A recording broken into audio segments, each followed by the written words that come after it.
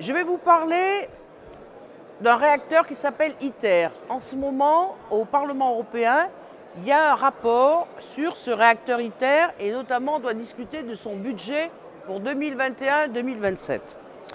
Qu'est-ce que c'est ce réacteur? C'est un réacteur à fusion et non pas à fission comme l'ensemble des réacteurs nucléaires que l'on a en Europe et dans le monde. Mais il utilise du deutérium et du tritium, donc ce n'est pas quelque chose de propre puisque le tritium c'est un élément radioactif qu'on ne peut pas du tout filtrer et qui peut se retrouver complètement dans notre environnement s'il y a un accident.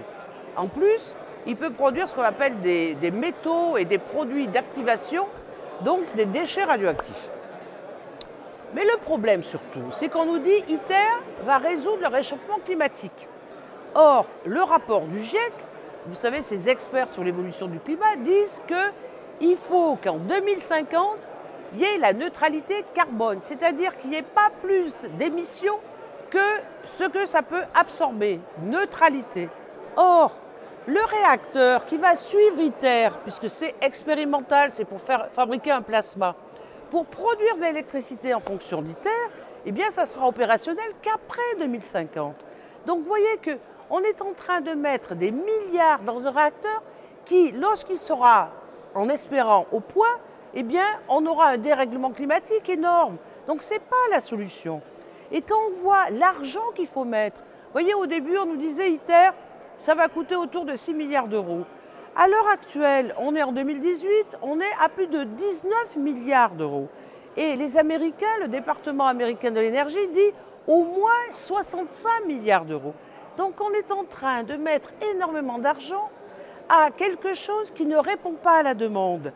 Pourquoi ça ne répond pas à la demande? Parce que ce n'est pas du tout le modèle de développement qu'il nous faut. C'est quelque chose d'hyper centralisé, vous voyez, ces réacteurs de fusion, qui coûtent très cher, qui demandent une technique, mais vraiment incroyable, et qu'on ne peut pas moduler, vous voyez, suivant les territoires. Donc pour moi, c'est complètement has-been, c'est complètement obsolète, ça ne répond pas à la demande, et en plus, en mettant tout cet argent-là, eh bien, on ne développe pas les énergies renouvelables, parce que nous, on est pour le soleil, mais pas le soleil dans une boîte qu'on est incapable de fabriquer, puisque le plasma, ça a des millions de degrés. Il n'y a aucun matériau, vous voyez, qui va résister à des millions de degrés.